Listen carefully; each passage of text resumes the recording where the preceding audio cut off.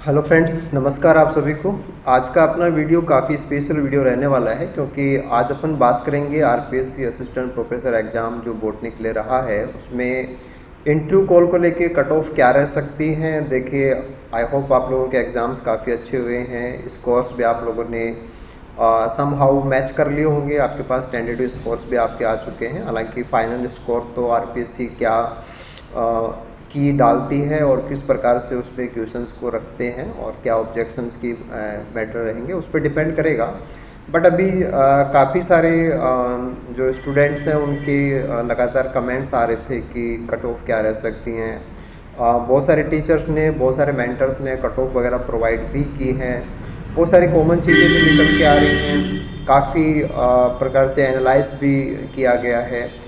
तो बाकी सभी चीज़ों को ध्यान में रखते हुए और पर्सनली स्टूडेंट से जो चीज़ें हम जान पाए हैं, सोशल प्लेटफॉर्म से जो चीज़ें सामने आई हैं, उन सारी चीज़ों को ध्यान में रख के हमने कोशिश की है। और आई एम थैंकफुल कि आप लोगों के सपोर्ट की वजह से ये वीडियो मैं बना पा रहा हूँ।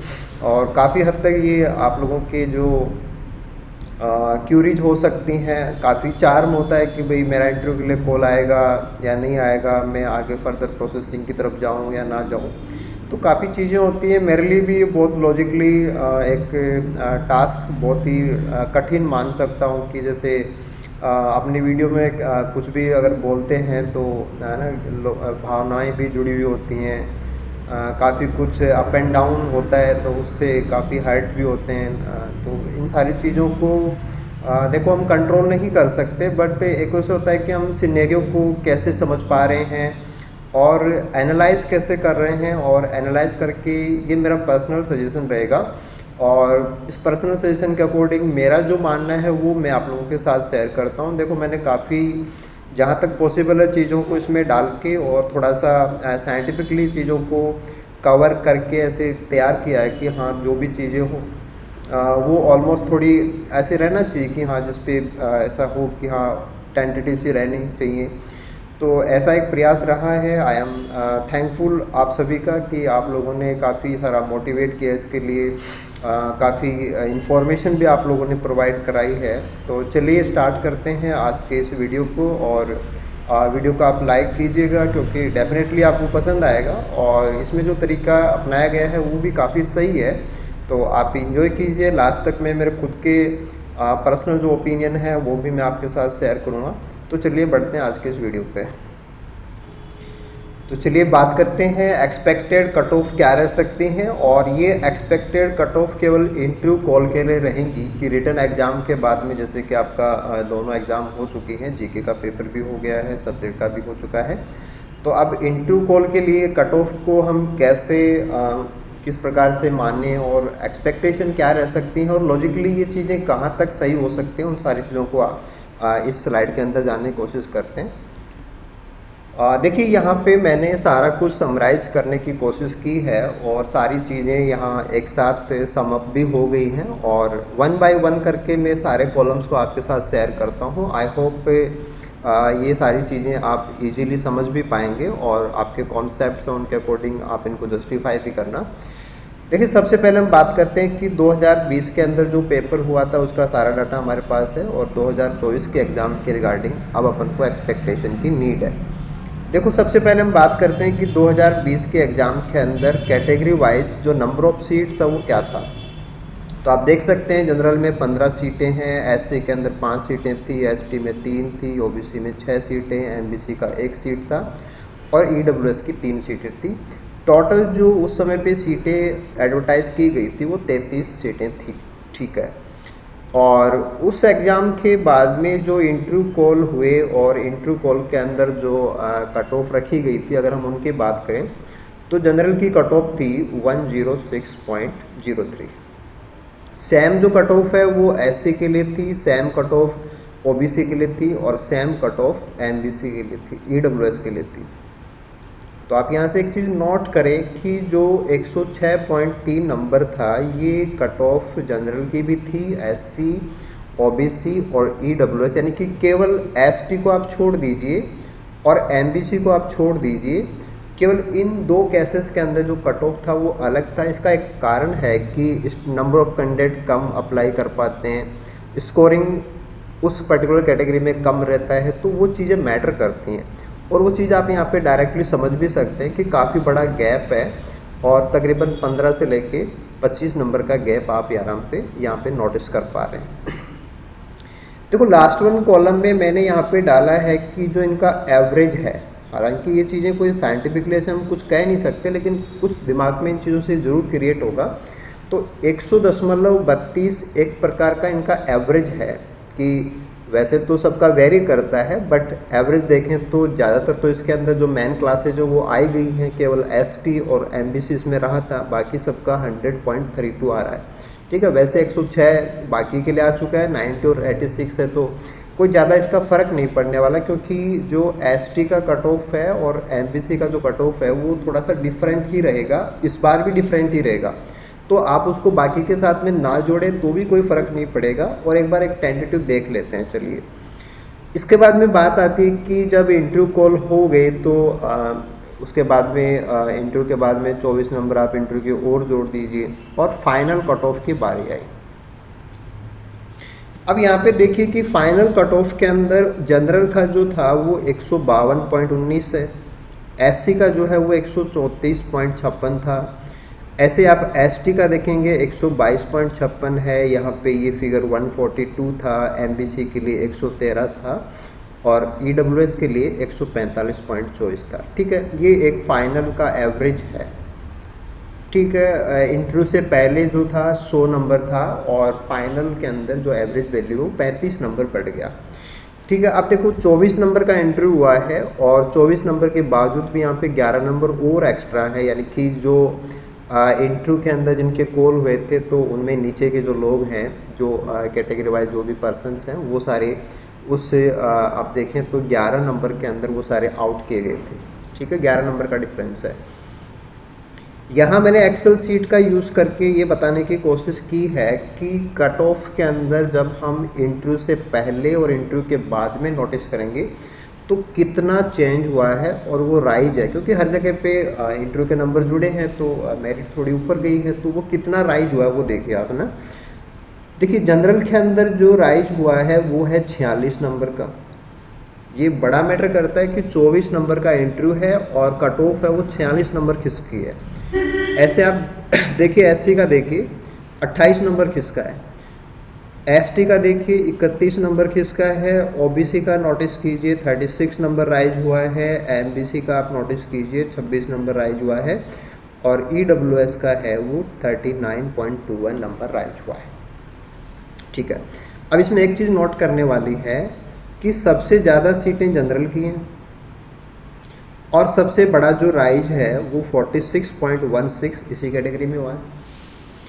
और इसका कारण ये होता है कि काफ़ी सारे जो स्टूडेंट जो कि एससी कैटेगरी में है और उनके मार्क्स बहुत अच्छे हैं वो भी जनरल में शिफ्ट करते हैं, है ना। एसटी के स्टूडेंट्स हैं वो भी यहाँ आ सकते हैं, ओबीसी वाले भी आ सकते हैं, ये एमबीसी वाले, तो जनरल कैटेगरी के अंदर ये सारे आ सकते हैं। तो वो चीज़ यहाँ पे हुई है और आप जो फाइनल सिलेक्शन लिस्ट है उसमें भी आप इस चीज़ को फाइंड आउट कर सकते हैं कि ऐसा भी है कि आपका 24 नंबर का जो डिफरेंस है वो यहाँ पे 46 नंबर का कैसे बना। तो जाहिर सी बात है कि बाकी कैटेगरीज के जो हायर परसेंटेज वाले हैं उन्होंने जनरल के अंदर अपना स्थान बनाया है। ठीक है, इसका कारण क्या था? इसका कारण ये था कि जनरल के कंपैरिजन के अंदर जैसे आप ओबीसी को छोड़ दें तो बाकी में जो सीटें हैं वो काफ़ी कम है। और सेम चीज़ आप देखेंगे तो इस बार तो ये चीज़ बहुत सीरियसली काम कर रही है। आप 2024 के अंदर इस चीज़ को नोट कीजिए कि एससी की 2 ही सीटें हैं, एसटी की 2 ही सीटें हैं, ओबीसी की 14 सीटें हैं, जबकि जनरल की 41 सीटें हैं। तो 41 के कंपैरिजन के अंदर, क्योंकि देखो वो काफ़ी बड़ा एग्ज़ाम है, हर कोई इस एग्ज़ाम को फाइट करके एक अच्छे जॉब के अंदर आना चाहता है। आई होप सभी इस चीज़ के लिए बिल्कुल से मेंटली प्रिपेयर हैं। तो हर कोई यही चाहता है कि मेरा जो टारगेट है वो मेरी कैटेगरी ना होकर के जहाँ मुझे ईजीली ऑप्शन मिल सकता है मुझे वहाँ तक जाना है। तो ये चीज़ सबके माइंड में काम करती है और इसका नतीजा भी निकलता है जो कि हमने लास्ट एनालिसिस से हम देख पा रहे हैं। तो ये जो हम बाकी स्टूडेंट से जो पर्सनली बातें हुई, जो हम जान पाए, लोगों से जो बातें निकल के आ रही है, उसमें ये चीज़ है कि कैटेगरी वाइज होने के बावजूद भी स्टूडेंट्स ने अपना जो मानस बनाया है वो जनरल का बनाया है, और डेफिनेटली ऐसा हर किसी का होना भी चाहिए। और ये तो कैटेगरी से अपन जोड़ रहे हैं, अदरवाइज एक अच्छा स्कोर और बेहतर से बेहतर स्कोर निकालना तो हर स्टूडेंट चाहता है, इसमें कोई बुराई भी नहीं है, तो ये चीज़ काम करती है। ठीक है, अब इसके बाद में हम आगे बढ़ते हैं। ये था पर सीट राइज। एक तो हमने बात कर ली कि यहाँ पे राइज कितना हुआ था, है ना, इंटरव्यू से पहले और इंटरव्यू के बाद में क्या डिफरेंस था वो आ गया था। अब हम पर सीट देखते हैं कि जहाँ सीटें कितनी थी और उसके हिसाब से राइज कितना हुआ। जहाँ 15 सीटें थी वहाँ पे राइज हुआ है एवरेज 3 नंबर का। जहाँ पे 5 ही सीटें थी एससी के अंदर वहाँ पे राइज हुआ है तकरीबन 6 नंबर का। और जहाँ पे एसटी में 3 ही सीटें थी वहाँ पे राइज हुआ है 10 नंबर का। अब इससे ये है कि जैसे ऐसा तो नहीं होता कि किसी कैटेगरी के अंदर सारे ही लोग बराबर स्कोरिंग वाले होते हैं, कुछ टॉपर्स होते हैं, कुछ मीडियम लेवल के होते हैं। तो ऐसे आप किसी कैटेगरी को इग्नोर नहीं कर सकते। जैसे एसटी कैटेगरी है, आपको लग रहा है कि जैसे यहाँ पे बहुत ही कम सीटें हैं, बहुत ही कम इनका कट ऑफ रहा है, लेकिन यहाँ देखो पर सीट काफ़ी बड़ा डिफरेंस हुआ है। तो कंपटीशन तो है, हर जगह पे है। ऐसे आप ओबीसी में नोट कीजिए 6 नंबर का है, एमबीसी में नोट कीजिए 26 नंबर का। अब सीटें कम हैं, एक ही सीट है, तो उसके लिए तो जो भी कम्पिटेंट हैं, जो भी उसके लिए एलिजिबल हैं वो तो होंगे, तो सबसे स्ट्रॉन्ग है। तो सीटें कम होने पे ये चीज़ बहुत सीवियरली काम कर रही है और आगे भी ऐसा ही होना है। ओके, ईडब्ल्यूएस में देखिए 30 नंबर का है, तो ईडब्ल्यूएस के अंदर सीटें कम हैं, काफ़ी सारे कैंडिडेट हैं, बहुत सीरियसली मेहनत कर रहे हैं। बट जहाँ सीटें ज़्यादा हैं उस चीज़ का आप नोटिस तो यहाँ से कर सकते हैं ना कि यहाँ पे ओनली 3 नंबर का पर सीट राइज आ रहा है। ठीक है, ये तो हमने देख लिया कि 2020 का सारा जो मैटर था, डाटा को आप ऐसे पुट अप करें तो चीज़ें इस प्रकार से आपको सामने नज़र आ जाएंगी। और एवरेज जो है वो 10.77 नंबर, यानी कि तकरीबन 11 नंबर का ये पर सीट एवरेज आ रहा है। लेकिन ये पर सीट एवरेज हर कैटेगरी में काम नहीं करेगा। जहाँ पे नंबर ऑफ़ सीट ज़्यादा है वहाँ पे थोड़ा अच्छे से काम करेगा, और जहाँ पे नंबर ऑफ़ सीट कम है वहाँ पे ये अच्छे से काम नहीं कर सकता है। क्योंकि देखो आप एमबीसी में देखो 26 और 11 का तो बहुत बड़ा अंतर है। तो नंबर ऑफ़ सीट जहाँ पे कम है वहाँ ये चीज़ वैल्यू नहीं करती, जहाँ पे नंबर ऑफ़ सीट खूब ज़्यादा है वहाँ पे इससे बहुत नीचे भी आप आ सकते हैं। ठीक है, इसके बाद में हम 2024 के हिसाब से चीज़ों को अप्लाई करने की कोशिश करते हैं। 2020 से जो हम समझ पा रहे हैं उसको 2024 में थोड़ा अप्लाई करें तो कहाँ तक हो सकता है, कैसे हो सकता है, उसकी बात करते हैं। ठीक है, देखो कुछ कॉमन चीज़ें हैं जो अभी तक निकल के आई हैं। वो ये था कि जैसे बॉटनी जो पेपर फेस्ट है वो एक लेवल का था और आप उसको टफ मान सकते हैं कि उसका स्कोर है वो काफ़ी कम आएगा ना, लो स्कोरिंग पेपर है वो। ठीक है, एग्ज़ाम वाले दिन तो काफ़ी लोगों ने ये कहा था कि बहुत नॉर्मल पेपर है, ईजी पेपर है, एक लेवल के हिसाब से बातें काफ़ी सारी आई थी। बट हर एग्ज़ाम में ऐसा ही होता है, जैसे जैसे टाइम बीतता है क्वेश्चंस को एनालाइज करते हैं, सही आंसर पता लगता है, बहुत सारे डाउट्स होते हैं, कन्फ्यूज़न होते हैं, तो चीज़ें वहीं आ जाती हैं। और आरपीसी की बॉटनी के पेपर फेस्ट से सब कुछ डिटरमाइन होता है। ये चीज़ बहुत पुरानी बात है, इसको आप इग्नोर नहीं कर सकते कि जो बॉटनी का पेपर फेस्ट है जिसमें कि ऑलमोस्ट ट्रेडिशनल बॉटनी इसमें सारी आ जाती है, उससे सिलेक्शन का निर्धारण होता है। ये बहुत सही बात है, आप इसको इग्नोर नहीं कर सकते। तो सेम चीज़ इस बार भी हुई कि 2024 के अंदर भी यही मैटर काम कर रहा है। तो पहली बात तो ये कि आपका पेपर टफ है तो स्कोर ज़्यादा नहीं बनेंगे, वन थिंग। दूसरी चीज़ जो बहुत ज़्यादा इम्पोर्टेंट है वो ये है कि नंबर ऑफ़ सीट को आप देखिए कि 33 से नंबर ऑफ़ सीट है वो 70 है, तो ये नंबर ऑफ़ सीट बहुत बड़ा मैटर बना हुआ है कि इससे भी काफ़ी सहूलियत है। और जो मार्क्स हैं वो उतने ज़्यादा नहीं जाएंगे जितने ज़्यादा पिछली बार गए थे। एक तो टफ पेपर है उसका फ़र्क पड़ने वाला है, दूसरा नंबर ऑफ़ सीट बहुत ज़्यादा उसका फ़र्क पड़ने वाला है। और एक चीज़ जो और अच्छी है वो ये है कि अगर हम एग्ज़ाम हॉल की बात करें और एग्ज़ाम हॉल के अंदर जो अटेंडेंस है वो भी लगभग सेम रही हुई है कि लास्ट बार का अटेंडेंस परसेंटेज और इस बार का अटेंडेंस परसेंटेज बिल्कुल से सेम है। तो ये चीज़ें इस बार की मेरिट को नीचे ले आती हैं। यानी कि ये सारे फैक्टर आप एक साथ जोड़ोगे ना तो इसका नतीजा ये निकलेगा कि ओवरऑल जो मेरिट हैं वो पिछली बार की तुलना में नीचे आएंगी। तो अब हम इन चीज़ों को थोड़ा सा और क्लियर करने की कोशिश करते हैं कि कितना कि ये चेंज होना चाहिए। देखो ये तो था 2020 का डाटा कि 2020 के अंदर जो डाटा है वो हमने यहाँ पे ले रखे हैं, और यहाँ पे हम सोचना चाहते हैं कि 2024 के हिसाब से जो इंटरव्यू कॉल के कट ऑफ हैं उनको हम कैसे चेंजेस माने और वो कहाँ तक हो सकते हैं। देखो एक एक करके चीज़ों को समझते हैं। सबसे पहले जैसे कि ले लेते हैं अपन एसटी को लेते हैं। सबसे पहले यहाँ पे नंबर ऑफ सीट 2 है, last bar number of seat 3 था, ठीक है, वो 33 में से 3 सीट थे, इस बार 70 में से 2 सीट है। तो ये बहुत बड़ा ऐसे है कि जैसे 33 में से 3 सीट और अब 70 में से 2 ही सीट, तो सीवियर हुआ है मैटर, और भी ज़्यादा सीवियर हुआ है। कैटेगरीज में सभी में ये मैटर बहुत सीवियर हुआ है। कंपैरेटिवली देखते हैं तो ये चीज़ें बहुत अच्छे से इफ़ेक्टिव होंगी और इनका बहुत अच्छा इफेक्ट भी पड़ेगा। तो हमारा जो कैलकुलेशन है या सारे जो डाटा हैं उनका जो वेरिएशन है, जो आपस में कोरिलेशन है, अगर हम उस सारे चीज़ों को थोड़ा सा ठीक ठाक तरीके से अगर लगा भी पा रहे हैं तो हम ऐसा डिसीजन निकाल सकते हैं कि जैसे एससी की कट ऑफ है तो वो चेंज होगी और उसके अंदर गिरावट आएगी ना कि वो रिड्यूस होगी। देखो एससी की जो कट ऑफ है उसमें रिड्यूस होने का जो कारण ये है कि जो तैयारी करने वालों के दिमाग हैं उनको आप थोड़ा सा यहाँ पे अप्लाई उनको पुट कीजिए, तब आपको लगेगा कि जब कैंडिडेट को पता है, एसटी वालों को पता है, एससी वालों को पता है ना, कैटेगरी वालों को सबको पता है कि नंबर ऑफ सीट हमारी रिजर्व कैटेगरी में बहुत कम है, तो वो लोग पहले से बहुत अच्छे स्कोर के लिए काम कर रहे हैं। हर बार की तरह वहाँ पे फाइनल लिस्ट के अंदर आप उनको फाइंड आउट भी करेंगे। तो अच्छे जो स्कोर वाले हैं वो तो डेफिनेटली उधर जाएंगे ही जाएंगे, और बाकी जो चीज़ें हमने नीचे डाली हैं उन चीज़ों का भी फ़र्क पड़ने वाला है। तो ये चीज़ें डेफिनेटली कट ऑफ को नीचे लेकर के आएंगी। और हमारे ओपिनियन के अकॉर्डिंग, जैसे एक तो होता है कि बोलो अपन मान के कुछ भी कह दें तो वो तो अपन कहाँ तक सही मानेंगे, बट ये कि एग्जैक्टली सारी चीज़ों को अगर देख पा रहे हैं तो एक थोड़ा सा रीजनेबल आंसर ही चीज़ों का निकलना चाहिए। तो ऐसा ही हमने कोशिश किया कि हमारे अकॉर्डिंग जो है वो 95 के आसपास ये रहना चाहिए। अगर हम बात करते हैं एसटी की, तो एसटी का मैटर में बहुत बड़ा चेंज नहीं आएगा, लेकिन लास्ट बार से कट ऑफ इस बार चेंज ही होगी, तो तकरीबन 80, 82, 83 यहाँ तक आप इसको मान सकते हैं।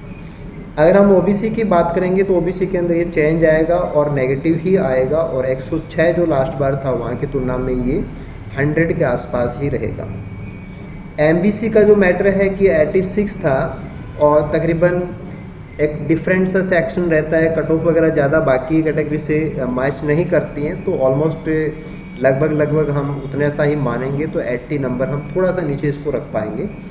ईडब्ल्यूएस का जो 106 था इस बार तकरीबन हमारे अकॉर्डिंग ये 100 से 105 के बीच तक ही जाना चाहिए। अब क्या हुआ है कि जैसे बहुत सारे जो कैटेगरी के टॉपर्स हैं वो जनरल के अंदर ज़रूर से अपना पोजीशन लेंगे, और उस चीज़ों का फ़र्क पड़ेगा कि जो जनरल का कट ऑफ है वो चेंज तो होना ही है, और अप टू 5 मार्क्स ही लो आ पाएगा। देखो बाकी लोग जाएंगे उससे फ़र्क पड़ेगा, लेकिन इतना फ़र्क नहीं पड़ेगा, क्योंकि नीचे आपने जो बातें बताई हैं कि सीटों का मैटर है, अटेंडेंस का मैटर है, पेपर के लेवल का मैटर है, तो ये कट ऑफ है वो 100 से 105 के बीच में रहनी चाहिए। तो इस बार का हमारा जो टोटल का एवरेज है वो तकरीबन 88 से 90 नंबर के बीच में आना चाहिए, और लास्ट बार का जो था वो तकरीबन ये जो आप इसको लेके चलेंगे तो ये यहाँ पे आ गए तकरीबन 100 मार्क्स, 100.32। तो जो लास्ट बार का कट ऑफ 100 था, इस बार ओवरऑल, ये तो एवरेज की बात हो रही है ओनली, ये तकरीबन 88 से 90 नंबर है। तो थोड़ा सा कट ऑफ आपको नीचे ही रखना है। आप कैटेगरीज के अंदर सीटें कितनी हैं उसको इग्नोर नहीं कर सकते, ओवरऑल नंबर है वो रिड्यूस ही होगा। नंबर ऑफ स्टूडेंट जो प्रेजेंट हुए हैं वो उस कंपैरेटिवली परसेंटेज देखते हैं तो अटेंडेंस तो वैसी की वैसे ही है, पेपर टफ ही है, सीटें ज़्यादा हैं, तो ये सारी चीज़ें मैटर करेंगी। और मे बी ये एग्जैक्ट फिगर क्या होगा ये तो देखो टाइम का ही मैटर है, बट अगर आपके स्कोर जो हम यहाँ पे माइंड शो के सेक्शन में आपके साथ डिस्कस कर रहे हैं कि अगर आपका स्कोर इनके जैसा है तो डेफिनेटली आपको नेक्स्ट स्टेप जो कि इंटरव्यू है 24 नंबर का, उसके लिए माइंड सेट बना के काम करना चाहिए और आपको इमीडिएट इन सारी चीज़ों के ऊपर अब जाना चाहिए। आपको इंटरव्यू के रिगार्डिंग और अभी तक का आपका जो भी रहा है उसमें अगर आप और कोई कन्फ्यूजन है तो आप हमें कमेंट भी कर सकते हैं, हम समय रहते उनका आंसर देने की पूरी कोशिश करेंगे। इंटरव्यू के लिए हम चाहते हैं कि हम सभी स्टूडेंट्स की टुगेदरली हेल्प कर पाएँ, तो उसके लिए भी हमारे सेशन रहेंगे। आप चैनल को ज़रूर से सब्सक्राइब कर लीजिए, वहाँ पे हम रेगुलरली इन चीज़ों के साथ में आपसे मिलते रहेंगे। Thank you so much.